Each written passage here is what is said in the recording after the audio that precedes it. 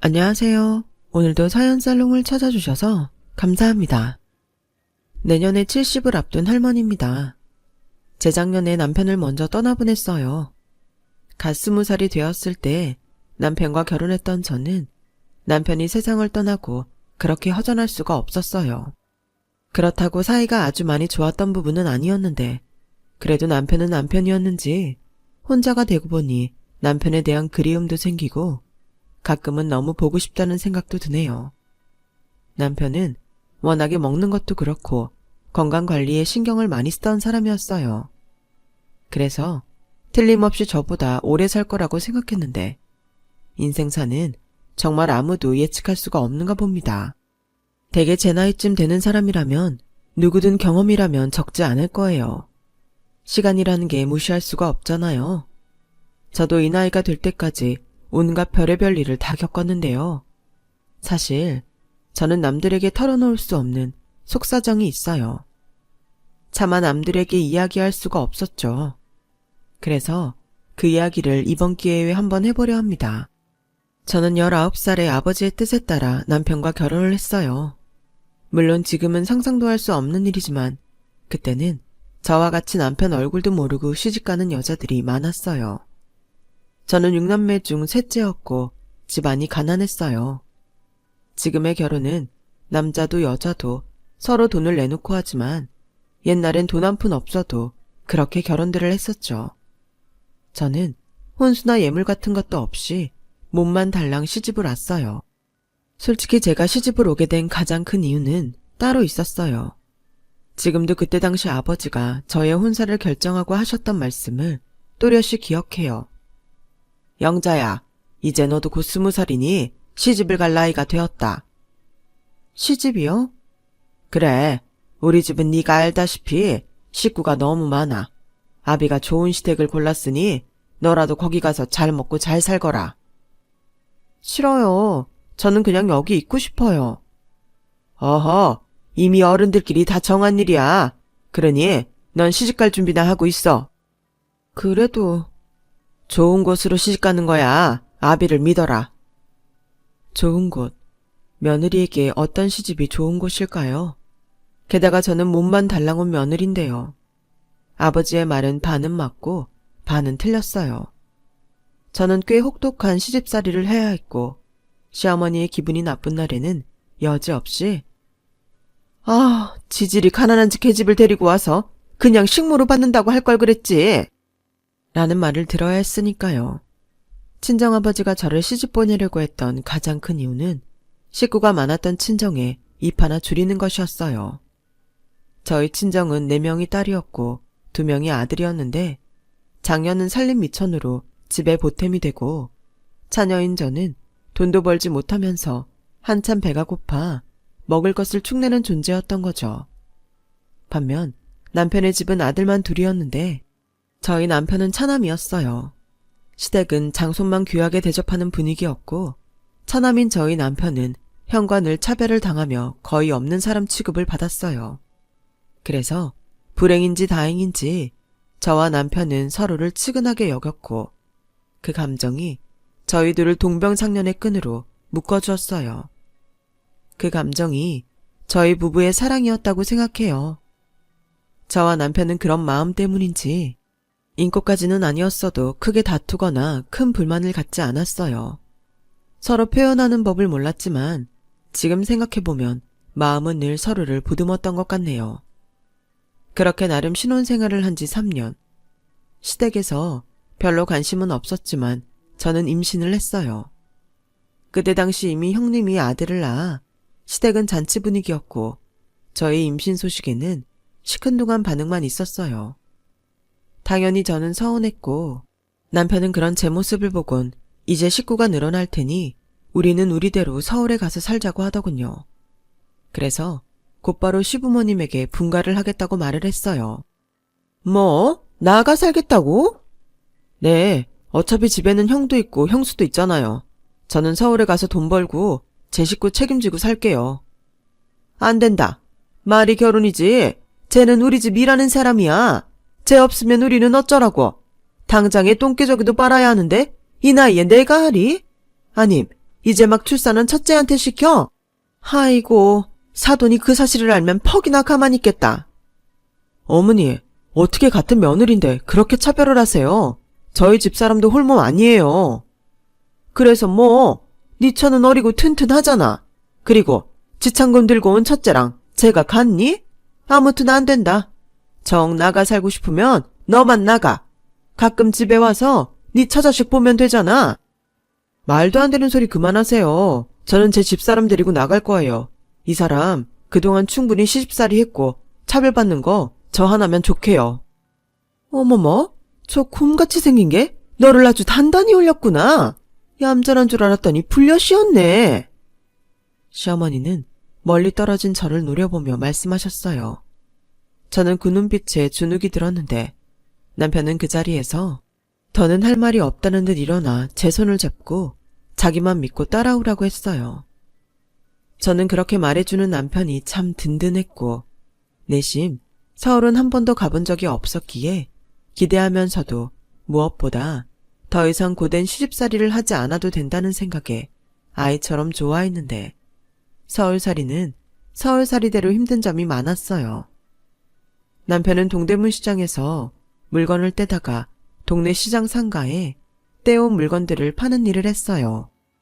처음에는 돈을 버는 것이 아니라 가지고 있는 돈을 까먹기도 했고 저는 임신을 한 몸이었지만 손을 놓고 있을 수가 없어서 새벽에 김밥을 말아 지하철역 앞에서 팔기도 했어요. 가끔은 만두를 빚어 팔기도 했고요. 그래도 그때는 너도 나도 힘들었던 시기라 그렇게 고생하면서도 딱히 불행하다는 생각은 하지 않았는데요. 오히려 지금 생각해보면 몸은 힘들었어도 마음이 가장 행복하던 때였죠. 저와 남편은 주말에도 쉬지 않았어요. 그럼 언제 쉬냐고 생각할 수도 있는데 그때 저희 부부는 아이를 낳고 키우려면 무조건 돈을 벌어야 한다는 마음밖에는 없었어요. 서울만 오면 큰 돈을 벌 줄 알았는데 서울은 오히려 삭막하고 차가운 곳이었어요. 그래서 저와 남편은 서로를 아주 많이 의지했고 함께 잘 살자는 꿈을 꿨었죠. 그리고 저의 출산일이 다가왔어요. 예정일보다 조금 일찍 산통을 느낀 저는 병원 가는 돈이 아까워 집에 산파를 불렀고 집에서 건강한 아들을 낳았는데요. 출산 과정은 꽤 힘들었어요. 저는 아이를 낳고 기진맥진한 가운데 이래서 그 옛날에는 아이 낳다 죽는 여자가 많았다고 했구나 라는 것을 깨달았고 힘들게 죽을 고생을 하며 낳은 아들을 저희 부부는 참 끔찍이도 아꼈어요. 넉넉하지 않은 살림에도 아이들이 먹을 것과 사용할 모든 물건은 그래도 좋은 것으로 하려고 했고 저는 출산과 육아로 더 이상 일을 하지 못했지만 가장의 책임감으로 남편은 더욱 열심히 일을 해주었어요. 비록 새벽부터 일을 나가 밤 늦게나 돼야 퇴근하는 신세였지만 저는 남편이 저와 아들을 위해 죽기 살기로 노력한다는 것을 충분히 느낄 수 있었고 고맙고 미안한 마음에 늘 정성껏 소박하지만 야식을 챙겨두곤 했어요. 그 시간이 부부가 유일하게 마음 편하게 이야기를 나눌 수 있던 시간이었죠. 그렇게 노력하며 열심히 살아오던 저희 부부는 아들이 초등학교 3학년이 되었을 즈음 드디어 내 집 장만에 성공할 수 있었습니다. 그리 큰 집은 아니었지만 서울의 우리 가족, 더 이상 남의 눈치 보지 않고 이사 걱정하지 않을 우리 집이 생겼다는 기쁨에 얼마나 행복했는지 몰라요. 그동안 이 행복을 느끼기 위해 그런 고생들을 했었나 참 뿌듯한 순간이었죠. 여보, 그동안 고생 많았어. 고생은요, 당신이 더 고생했지. 고마워요. 내가 무슨 복이 이렇게나 많나 싶어요. 나야말로 고맙지. 당신이 알뜰살뜰하게 살아줘서 내가 이런 집을 가져보네. 엄마, 여기 진짜 우리 집이야? 우리 이제 진짜 이사 안 다녀도 돼? 그럼 여기 우식이 네 방도 있어. 아씨, 진짜? 나 짱 좋아. 나 학교 가서 자랑해도 돼? 신이 난 아들은 무슨 개구리 마냥 팔짝팔짝 뛰어다녔죠. 저희 부부는 그런 아들을 보며 또 우리 집을 보며 얼굴 가득 환한 미소를 지었어요. 그리고 평생 죽을 때까지 이 집을 떠나지 말자고 남편과 약속을 했는데 만약 저승사자가 저에게 딱 한 번 돌아가고 싶은 순간이 있냐고 묻는다면 저는 고민도 하지 않고 그때라고 말할 거예요. 아들은 그 집에서 초등학교는 물론이고 중학교, 고등학교, 대학교를 마쳤어요. 저와 남편은 아들이 필요하다고 하는 것엔 어떤 것도 아끼지 않았는데 어떤 부모가 그러지 않겠냐마는 저와 남편은 각자 집에서 애정이라는 것을 받고 자라지 못했기에 우리 아이만큼은 무한한 사랑과 관심을 주고 싶었어요. 그래서 갖고 싶다는 것, 먹고 싶다는 것, 그 밖에 하고 싶다는 것 등등 원하는 것이 있으면 거의 다 해주려고 했어요. 아들은 공부도 참 잘했어요. 크면서 딱히 속 썩이는 일도 없었고요. 그래서 저는 아들을 키우면서 잔소리를 하거나 큰 소리를 내본 적이 없었어요. 주변에선 저에게 무슨 복이냐며 부러워하기도 했는데 솔직히 어깨가 조금 으쓱하기도 했었죠. 아들은 대학은 물론이고 취직까지 남들이 가고 싶은 곳들로 수월하게 들어갔어요. 어떤 부모가 그런 자식을 자랑스러워하지 않았겠어요. 저는 아닌 척 하려 해도 입꼬리가 저절로 올라갔고 또 남들은 자식 걱정할지언정 저는 그럴 일은 없을 거라고 생각했어요. 그렇게 아들은 청년이 되었고 어느새 결혼할 여자도 집에 데리고 왔는데 제가 보기엔 그저 평범한 집에서 나고 자란 아가씨였어요. 하지만 우리 아들이 좋다고 하니 저와 남편은 반대할 이유가 없었고 그렇게 아들은 결혼을 하게 되었어요.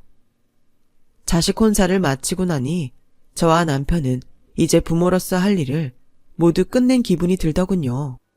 저는 어미라 그런지 가끔은 아들이 떠나고 없는 빈방을 보며 조금 허전한 기분을 느끼곤 했는데 그럴 때마다 남편이 저에게 이렇게 말하며 저의 기분을 헤아려줬어요. 품 안의 자식이라고 이제 장가가서 잘 사는 아들 그만 그리워하고 우리는 우리대로 재미나게 삽시다. 당신한테는 내가 있잖아. 지금 옛 기억을 더듬어 보니 제 남편은 그 또래의 남자 중에서 퍽 다정한 사람이었네요. 저는 남편의 그 말에 위안이 되었고 그저 아들이 행복하길 그리고 우리 부부의 노년이 편안하길 바랬는데요. 결혼한 지 1년이 조금 넘어 저희에게 손주 소식을 안겨준 아들은 뭐가 그렇게 잘 풀리지 않는지 날이 가면 갈수록 얼굴빛이 좋지 않았어요. 우시가 요즘 무슨 일 있니? 얼굴이 많이 상했다. 아니에요, 엄마. 그리고 그런 소리 하면 며느리가 기분이 안 좋지. 아, 그런 거니? 아가, 미안하다. 난 그냥 우식이 얼굴빛이 안 좋은 것 같아서. 어머니, 저는 괜찮아요. 이이가 괜히 그런 소리 하는 거예요. 그리고 요즘 이이가 고민이 있긴 해요. 저는 며느리의 말에 조금 긴장한 얼굴로 무엇 때문에 고민하는지 물었고 아들은 몇 번 뜸을 들이는 것 같더니 남편이 제 옆에 앉자 조심스럽게 이렇게 말했어요. 제가 요즘 하고 싶은 사업이 있어요. 지금 다니는 직장은 회사는 크고 탄탄하지만 제가 하고 싶은 일하고는 거리가 있어서요. 아니, 그래도 요즘 같은 불경기에는 직장 다니는 게 안전하지. 안전하긴 하겠지만 기회가 왔는데 그걸 못 잡는 것도 후회가 될 것 같아서. 처자식이 있는 놈이 책임감 있게 행동해야지. 사업이 말이 좋고 돈이 되는 것 같아 보여도 모험을 하는 거야. 알아요, 아버지. 근데 저 정말 잘할 수 있거든요. 그리고 직장 생활은 정년도 있잖아요. 그 정년 채우지도 못하고 잘리는 일도 많고 저 벌써 동업할 친구도 있어요. 또 하기만 하면 투자하겠다는 회사도 있고요. 이거 진짜 될 사업이거든요. 그래서 뭐 우리한테 도와달라고? 엄마 아버지 노후자금 건드리는 것 같아 마음이 걸리는데 저 진짜 자신 있거든요. 1년, 아니 6개월 안에 빌린 돈 해결할 수 있어요. 저 이런 부탁 한 번도 해본 적 없잖아요. 아들은 처음엔 말도 꺼내지 못할 것 같더니 어느새 술술 이야기를 늘어놓았고 저와 남편에게 회사 차릴 때 사용할 돈을 빌려달라고 하는데 저희야말로 무슨 돈이 있겠어요. 그저 저희 부부 노후 때 쓸 돈 조금 있는 게 다였는데 하지만 남편은 저와 생각이 달랐죠.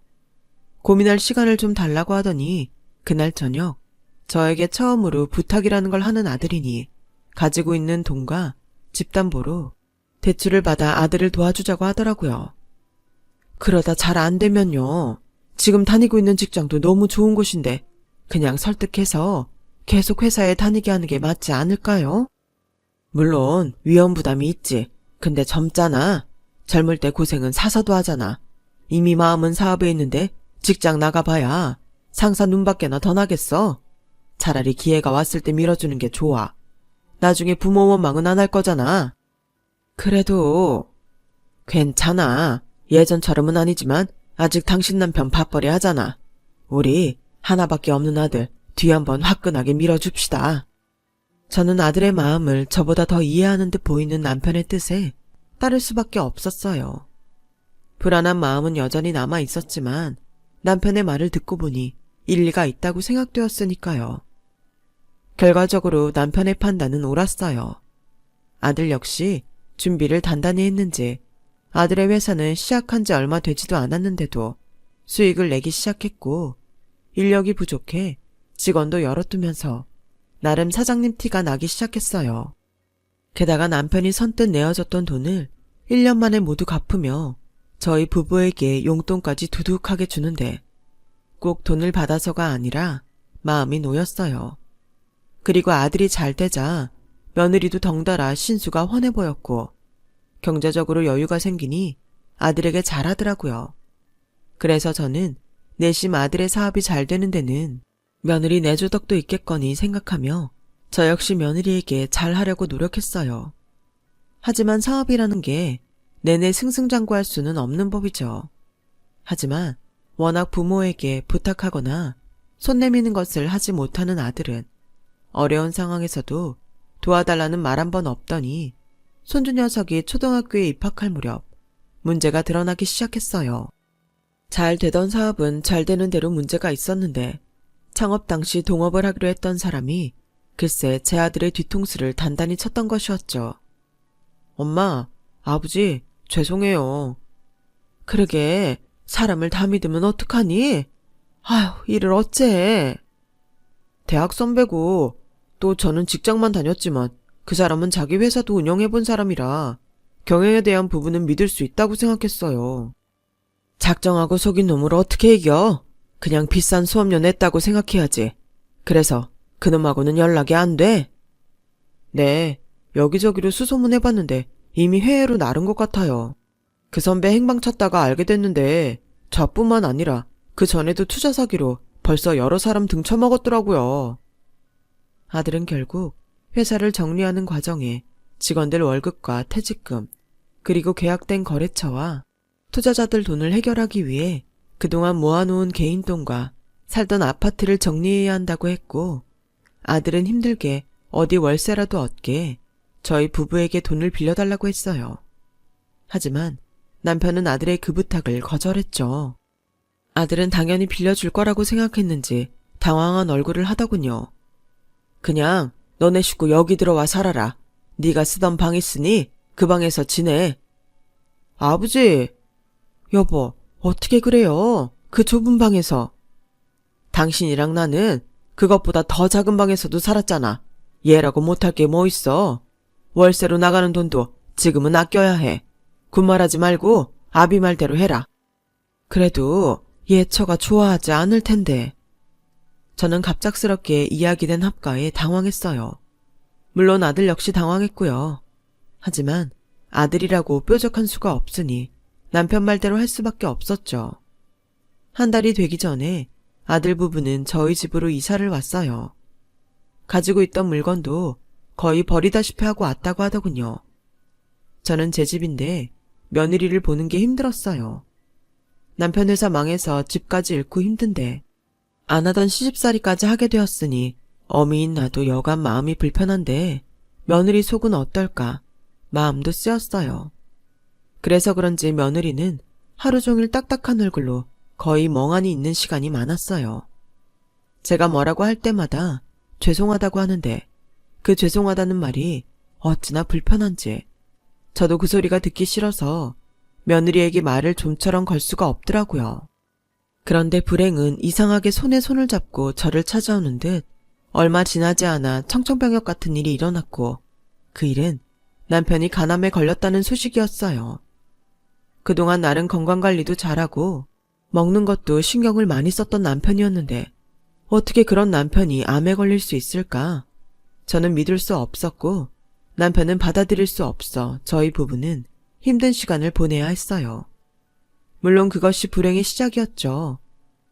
여보, 우리 할 수 있는 건 다 해봐요. 요즘은 암도 고칠 수 있는 병이라잖아요. 그래, 나 포기하지 않을게. 당신 두고 내가 어떻게 죽어? 죽는다는 소리 하지 말고요. 내가 여기저기 알아볼 테니 당신은 몸 관리에만 신경 써요. 네? 알겠어. 그리고 병에 걸려서 미안해. 그게 무슨 말이에요? 당신이 걸리고 싶어서 걸렸나? 우리 여태 잘해왔으니까 이번에도 잘해서 꼭 완치해요. 알겠죠? 저는 끝까지 희망을 잃지 않으려 했어요. 남편은 의지가 강한 사람이니 분명 암도 이겨낼 수 있을 거라고 믿었으니까요. 하지만 애석하게도 병이라는 건 제가 생각한 것처럼 희망적이지 않았어요. 수술비와 입원비, 그럼에도 불구하고 확연하게 좋아지지 않는 남편의 병세. 저는 점점 무서웠고 불행 중 다행인지 집에 저 혼자만 있는 것이 아니니 아들과 며느리의 손을 빌리며 겨우겨우 버틸 수 있었어요. 특히 아들보다 며느리가 저에게 도움이 많이 됐는데 같은 여자여서 그런지 정말 두루두루 도움이 많이 됐어요. 그래서 미안하고 고마웠죠. 하지만 긴 병에 효자 없다고 남편의 투병 생활이 길어지니 저도 그렇고 모든 식구들이 예민해졌어요. 그런 가운데 벌써 몇 년째 시집살이를 하고 있던 며느리가 힘들게 꺼내는 말이라며 이런 소리를 하더군요. 저기 어머니, 정말 죄송한데 이번에 마지막이라고 생각하고 한 번만 더 그이 사업자금 대주시면 안 될까요? 뭐? 내가 돈이 어디 있니? 지난번에도 집담보로 대출받아서 그이 도와주셨잖아요. 이번에도 그렇게만 해주시면 지난번처럼 그이가 금방 재기해서 갚을 수 있을 거예요. 아버님이 언제까지 저렇게 버티실지 모르는데 저희라도 경제적으로 일어나야죠. 아가, 너 힘든 거 안다. 하지만 네 시아버지 저렇게 누워 계신데 난 집까지 건드리면서 너희 못 도와줘. 나야말로 미안하다. 저는 며느리의 부탁을 거절했어요. 저희에게 남은 재산이라고는 집뿐이었는데 남편의 투병 생활이 언제 끝날 줄 알고 덥석 그 부탁을 들어줄 수 있겠어요.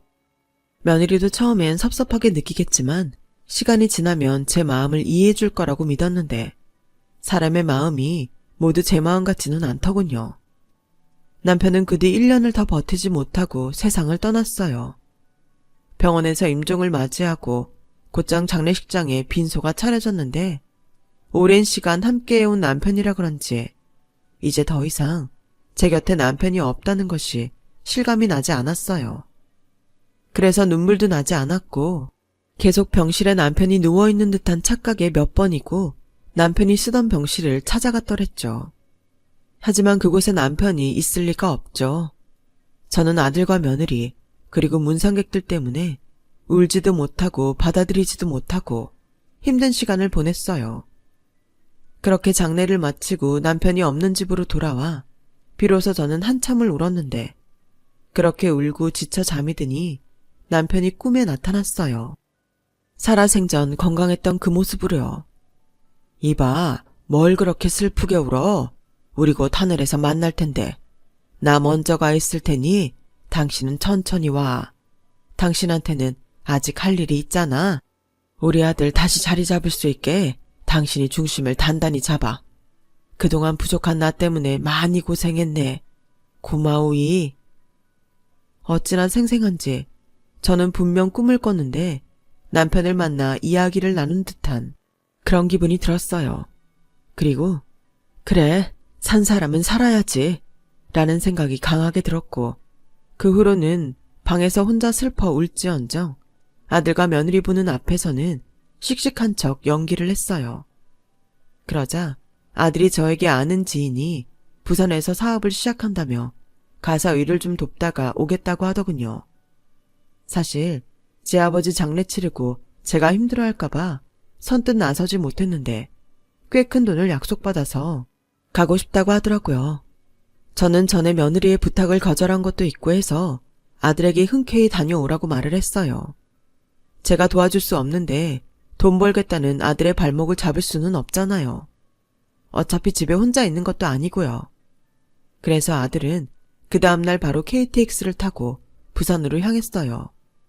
말로는 3달 정도 걸릴 것 같다고 하면서요. 그런데 아들이 부산으로 떠나고 저에겐 상상도 하지 못할 일이 벌어졌어요. 진짜 짜증나. 나 같은 남편도 죽었겠다. 아들 저렇게 빌빌거리는데 이 집 주고도 남았지. 아니면 팔아서 돈으로 주던가. 전에는 진짜 어렵게 부탁한 건데 딱 잘라서 안 된다고 하더라. 노인네가 안 그런 척하면서 욕심은 끝도 없다니까. 내가 사모님 소리 듣던 사람인데 나는 더 이상은 이렇게 못 살아. 위자료나 달라고 해서 이혼해야겠어. 저는 거실에서 며느리가 누군가와 통화하는 소리를 듣고 너무 놀라 온몸이 벌벌 떨렸어요. 우선 착한 줄로만 알았던 며느리의 다른 모습에 놀랐고 저에 대한 악담과 이혼을 하겠다는 소리에 정말 그 자리에 서 있을 힘도 없더라고요. 그래서 통화를 마치고 나온 며느리와 그 자리에서 딱 마주치고 말았어요. 어머니, 언제부터 거기 계셨어요? 설마 다 들으셨어요? 그래, 본의 아니게 다 들었다. 내가 그때 네 부탁 거절한 건 미안하게 생각해. 근데 네가 그런 생각하고 있는 줄은 몰랐구나. 이왕 다 까발려진 거 그냥 다 말할게요. 저 처음에 여기 들어와 살라고 했을 때 애들 아빠한테 이혼하자고 했어요. 그런데 그 애가 울면서 매달리더라고요. 조금만 참고 기다려주면 부모님이 그냥 손 놓고 있지 않을 거라고. 자기한테 기회가 한 번 더 온다면 분명히 재기할 수 있다고. 그래서 저 참고 견뎠어요. 솔직히 어머님도 아니고 아버님 병수발을 두는데 비위도 많이 상했고요. 제 입장에서 한 번이라도 생각해 보신 적 있으세요? 제가 그동안 얼마나 힘들었는데요. 그래도 참고 버티면 어머님이 저한테 고마워서라도 저희 도와주실 줄 알았는데 그 이는 돈 번다고 자꾸 지방으로 돌고 저는 계속 시집살이하고 저 이대로는 못 살아요. 아까 들으셨으니 2번 얘기 안 할게요. 저 어머님 아들이랑 이혼할게요. 저 벌써 이혼 서류도 가지고 있어요. 며느리는 방에서 이혼 서류를 들고 나와 저에게 보여줬어요. 그 순간 얼마나 심장이 두근거리는지. 물론 며느리 입장에서 생각하면 그럴 수 있다는 생각도 들어요. 하지만 이렇게 갑자기 돌변하는 며느리를 보니 저는 당황할 수밖에 없었고 제가 이 상황에 놀라 주춤하니 며느리는 저에게 마지막이라며 이 말을 했어요. 어머님 아들 이혼시키고 싶지 않으시면 그럼 이제라도 어머님이 이 집에서 나가세요. 그럼 제가 그 사이에 부동산에 이 집 내놓고 집 한 다음에 어머님 월세방 하나 얻을 보증금은 마련해 드릴게요. 솔직히 이게 맞는 거 아니에요? 어차피 이 집 저희 물려주실 거잖아요. 미리 물려줬다고 생각하고 이만 좋게 좋게 정리하자고요. 어쩌실래요? 기어코 아들 이혼시키실래요? 아니면 나가실래요? 저는 그 순간 무서웠어요. 아들은 부산에 가고 없고 이제야 본색을 드러내는 며느리와 한 집에 있을 자신이 없었죠. 그래서 반은 자의로 반은 쫓겨나듯 저는 집을 나왔어요. 어떻게 마련하고 또 지켜온 집인데. 하지만 하나밖에 없는 아들 호랍이 만들 수는 없으니 어쩔 수 없다고 생각했어요. 저는 혼자고 아들 식구는 셋인데 제가 방 한 칸 얻어 나가는 게 맞는 것 같았고요. 며느리 말대로 어차피 저도 죽고 나면 이 집은 아들한테 줄 텐데 재기하고 싶어하는 아들을 도울 수 있다면 그것도 그것대로 괜찮다고 저는 스스로 합리화하며 단촐한 짐을 가지고 우선 급한 대로 모텔에 달방을 얻어 지내기 시작했어요. 그래서 저는 그 길로 혼자 나와 생활하게 되었고 첫날은 남편도 없이 쫓겨난 신세이다 보니 저의 말년이 초라하기 그지없어 울기도 많이 울며 떠난 지 얼마 되지 않은 남편을 그리워했네요. 그리고 다음 날부터는 가지고 온 짐을 하나하나 풀기 시작했고 솔직히 집을 나올 때 마음이 떨리고 급해서 짐을 대충 아무거나 챙겨서 이참에 짐 정리를 하려 짐을 풀어보는데 이제는 주인이 없는 남편의 물건들이 생각보다 많이 들어있었어요. 애써 마음을 다잡았는데 제 손으로 사서 입으라고 줬던 옷들과 남편의 손때가 묻은 물건들을 보니 저는 또다시 눈물을 흘릴 수밖에 없더군요. 이제는 누구 눈치 볼 것도 없으니 한참을 목 놓아 소리내서 울었어요. 그리고 마지막에 남편의 것으로 보이는 서류 가방이 보였는데 워낙 문서를 귀하게 생각한 남편이 따로 보관해두는 그 서류 가방임이 틀림없어 보였어요. 저는 남편이 어떤 문서들을 소중히 보관했는지 궁금하더라고요. 다시 남편과 마주한다는 설렘으로 서류 속 문서들을 하나하나 꺼내보기 시작했는데 그 안엔 예전에 자기가 월급 받던 봉투, 그리고 저희 서울에 올라와 처음으로 얻었던 월세방 계약서까지 의미 있다고 생각나는 것들을 죄다 그 속에 넣어두었더라고요. 살림은 제가 했지만 이런 서류들 관리는 남편이 했다라는 것을 저는 그제야 알았어요. 주부로 산 세월이 얼만데 참 부끄럽더라고요. 그러다 웬 서류 봉투 같은 것이 마지막에 있었고 거기엔 또 뭐가 있을까? 얼굴에 미소를 띠며 그 안에 종이를 꺼내봤더니 그곳엔 의외의 물건이 들어있었어요. 저는 남편이 언제 이런 주식 같은 것을 했었나? 의아해하며 문서의 날짜를 보니 저희가 첫 집을 장만했을 그 시기였어요. 아니, 이 사람은 언제 이런 걸 사둔 거지? 저는 아무것도 몰랐기에 이미 없어진 회사는 아닐까 하는 생각으로 그 회사에 전화를 걸었어요. 그리고 정말 제 평생 가장 크게 놀라운 일이 벌어졌죠. 글쎄, 남편이 사두었던 주식이 30년 만에 몇십 배가 되었다는 거예요. 당시 얼마 되지 않은 돈으로 호기심으로 해본 것 같았는데 그 주식은 10억 가까운 돈이 되어 있었어요. 10억이라니 제 평생 한 번도 만져보지 못한 액수에 저는 내가 아직 꿈을 꾸고 있나? 하는 착각을 했었고 저는 남편의 주식을 배우자라는 이름으로 양도받을 수 있게 되었어요. 지금 생각해도 참 놀라운 일이에요. 며느리에게 너무하다며 쫓겨났던 신세였는데 이렇게 큰 돈을 손에 넣다니. 실감이 나지 않았지만 한편으로는 하늘에 있는 남편이 저를 돕기 위해 준비해 놓은 것이 아닌가 하는 생각도 들었었네요. 그 정도로 큰 돈이면 저 한 몸 죽을 때까지 돈 걱정은 하지 않고 편하게 살 수 있는데 애미란 게 뭔지 돈이 생기니 고생하는 아들이 가장 먼저 생각났어요. 그리고 타이밍 좋게 아들에게 연락이 왔고 며느리에게 모든 이야기를 들은 아들은 저에게 잘못했다며 울면서 저를 찾아오겠다고 하더군요. 엄마, 나 이혼해도 돼. 내가 집에 와서 엄마 나갔다는 말 듣고 얼마나 놀랬는지 알아? 엄마, 죄송해요. 엄마 지금 어디 있어요? 제가 당장 모시러 갈게요. 저는 내심 그래도 우리 아들은 어미인 나를 버리진 않는구나 하며 마음이 풀렸어요. 하지만 그렇다고 아들 손에 집에 바로 들어갈 수는 없는 노릇이고 저는 아들의 이혼을 바라지는 않았기에 이렇게 말을 했죠. 아니야, 내가 미안해서 내 발로 나왔어. 네 처 충분히 그럴 수 있다. 아니야, 사람이 어떻게 그래? 나가려면 우리가 나가야지. 내가 그러려고 그 고생하면서 돈을 번 건데 이젠 내가 아버지 대신이잖아. 네 처도 너 힘들게 일하는 게 속상해서 그런 거야. 너는 너 생각만 해? 애 생각도 해야지. 엄마는 괜찮아. 그래서 뭐? 엄마 진짜 이대로 나가서 사시게? 나보고 그런 불효자가 되라는 거야? 난 싫어. 내가 무슨 눈치로 엄마 내쫓고 이 집에서 살아? 엄마가 진짜 나를 위하는 거면 지금 당장 집으로 와요. 아니면 내가 모시러 갈게요. 저는 아들의 애원으로 하는 수 없이 집으로 들어갔어요. 그러자 며느리는 이미 아들과 한바탕 했는지 저를 죽일 듯 노려봤죠. 아무래도 자기보다 늙은 내가 만만한지 전에도 한번 보여줬던 이혼 서류를 또 꺼내 제 앞에 던져놓더군요.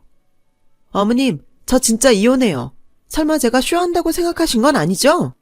저희 부부는 어머님 때문에 이혼하는 거예요. 뭐? 당신 지금 그게 할 소리야. 당신이 이혼하고 싶은 거잖아. 나도 힘들어서 그래. 그럼 나보고 평생 당신 어머니 모시고 살라고? 아니, 요즘은 오히려 혼자 사시겠다고들 한다고 하는데 이 집 구석은 웃겨? 예, 너도 이 정도면 좀 지나치다.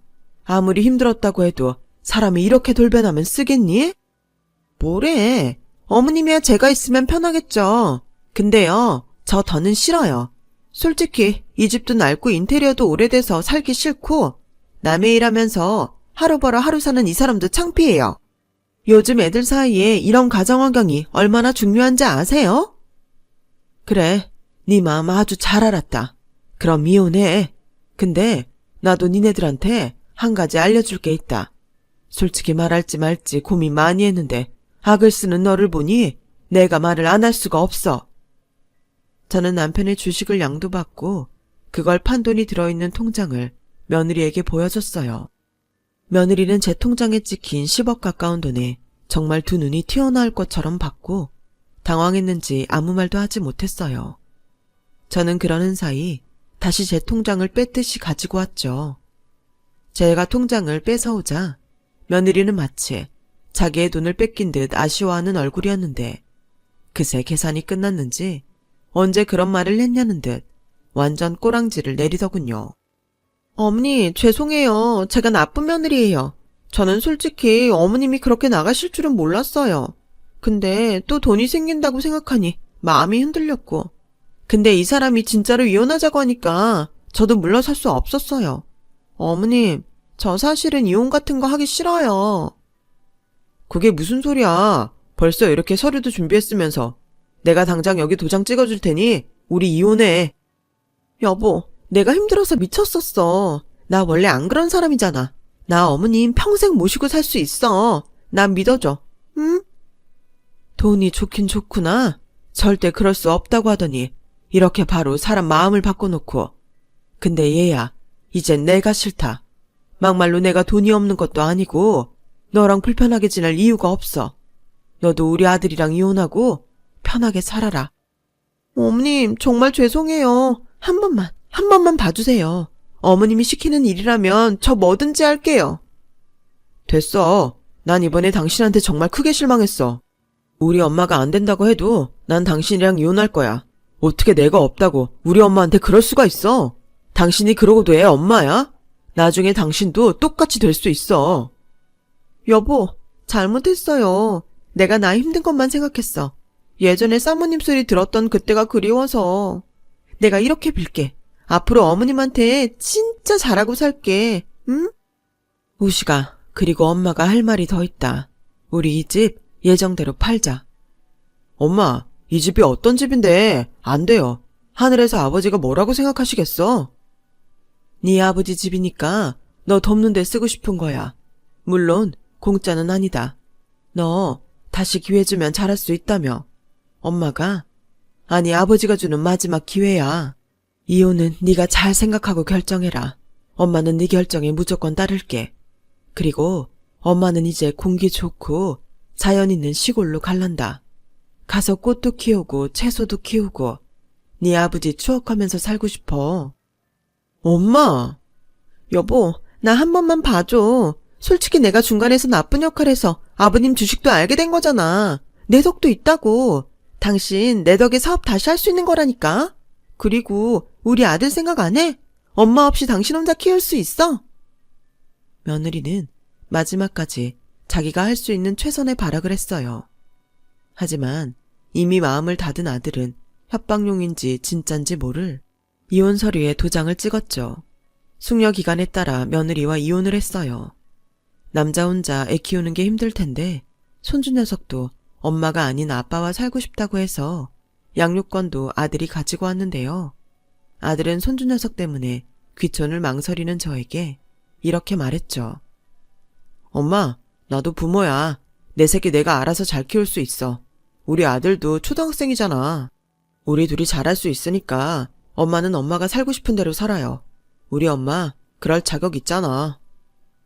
저는 아들의 그런 말에 결심이 섰어요.